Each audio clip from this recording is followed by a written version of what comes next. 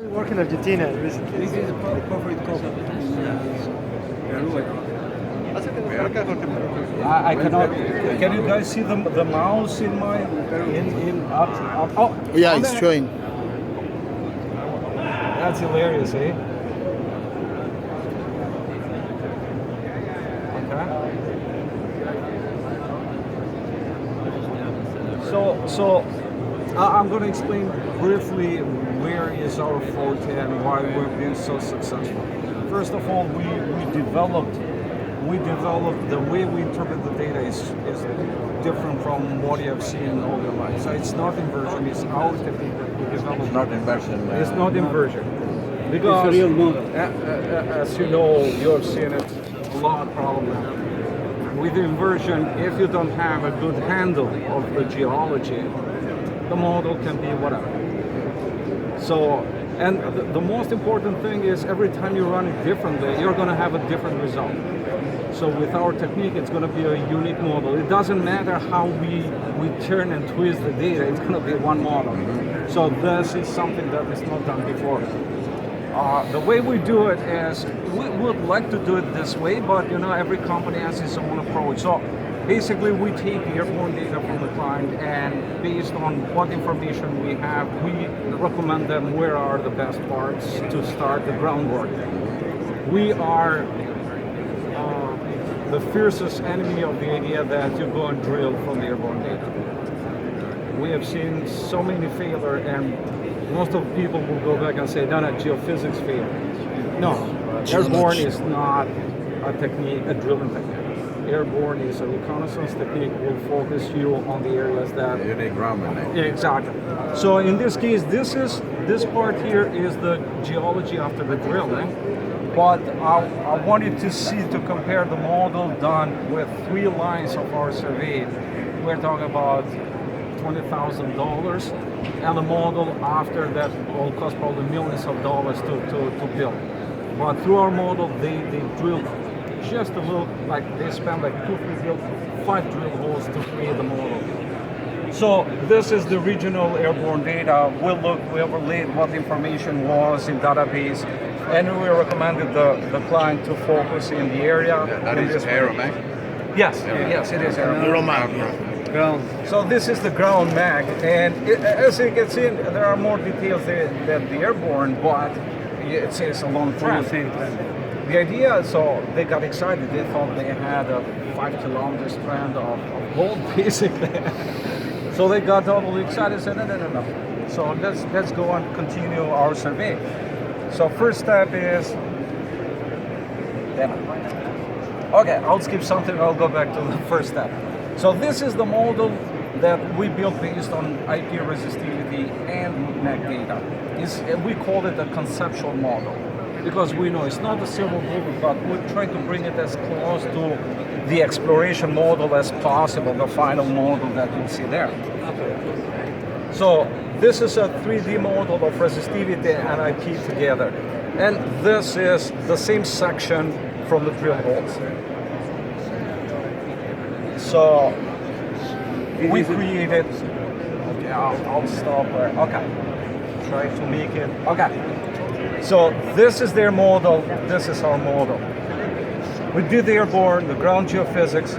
So now we, as you know, geophysics won't give you what kind of minerals you have in the ground. So what we do on top of our best anomalies, we do a geophysics survey, just to make sure that we're basically on the same page with the geologists. We don't have, you're looking for gold and we give you a zinc anomaly. You don't want that. You don't want to spend money drilling. So on top of the anomalies, we go on just 4, 5, 10 samples. It's pretty cheap. And we create just to have the value of the metal. Exactly. Like we hate when people take regional geochemistry and try to find huge deposits. It's every method has its own limits. If you, through combining all the techniques, you get only the strongest points, then you are winning. If you try to have separately, they're going to fail. So we created the conceptual model and we recommended the drill tolerance. Just a second. at the conceptual model, you see the depth and the parameters are true. If you put drill hole here, you have to intersect it with right, this, that. So That when, is different from any. when you get the report from us, you are not going to get something like we have 2 good targets, and then basically as you do whatever you want. You get our report, we'll say station 25, you have to drill 100 meters. So this is the level of commitment. At what depth should I? You should we think that is the best target. So in this case, we recommend it, and I want the model to be like in the same. Now this way you can see trend of the IP and the model, starting from 300 meters depth in surface. So now the thing I want to go back to the first step. So they thought they had a very long trend of gold, and we did the IP survey, and the IP survey and mag and resistivity This shows is IP. No, but it's a copper. gold. So as the IP shows that we have a very good target here, and there is a gap about 1 kilometer between this target and this target. So this can be used for you as a geologist to have an idea of the potential volumes of after you drill and say I have gold here. Instead of saying I have an inferred reserve model of such and such, you will be more realistic and say how much money do I have to spend that I see that this is not whatever the big thing I was looking for. So in this direction, it will help you to understand better where the future exploration will go. On top of that, which is very, very crucial, is that when we do the gradient survey, which is pretty fast, right there, if there is no potential, we'll tell you there is no reason why we should spend more money on something. Let's move to something like you as a geologist know that probably has more potential than this one. So in early stages, we'll sit with you and say, look, this is working pretty well in this area, this is not working. And I'll show you another example.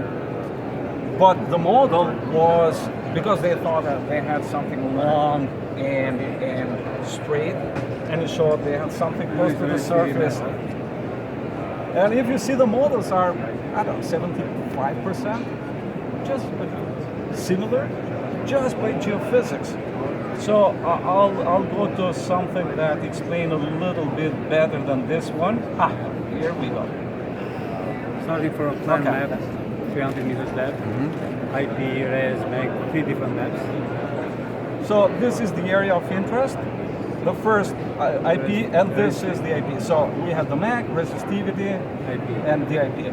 So we sit with the client and we say, okay, geophysically we're like this, obviously, and we'll like those. We don't know exactly what is your model, and I don't want to hear your model because it's going to bias us. Okay. And we look at this and we say, now this is garbage. This So is you perfect. want to see that raw and completely raw and with Until no, we finish our 3D model, then we'll ask you for it. After we finish the model, we'll ask you for the data. It's not going to be beforehand. And after that, you can integrate your data inside our 3D model. Drill hole, other stuff. So we talked to the client and they said, you know what, they had a very good showing right in from here. We were looking at 500 meters and No, you can't see anything. So he said, you know what, guys, let's focus in this area here.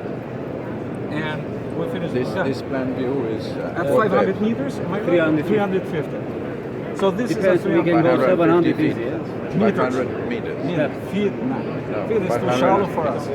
We're not looking that shallow. 550 meters. So we speak meters here. We are not Canadians. No, but anyway, this method you can go from how surface you need on 1,000 meters. So we after we finished this, we started focusing in this area, and we did the whole dive and just do quicker detailing from certain depth to the surface. But important detailing is only the area here. Don't spend money On the other hand. So okay, this is the mineralization model. Okay, I'll stop here. The main reason they didn't tell us that they already drilled quite a bit there. But what they're doing, they had the showing. They went in a fence and they were going boom, shallow, shallow, but trying to go deeper. And they started losing the target. So now it's panic. Should we continue to go deeper or should we do geophysics? Oh, good stuff, yeah. So we created our model.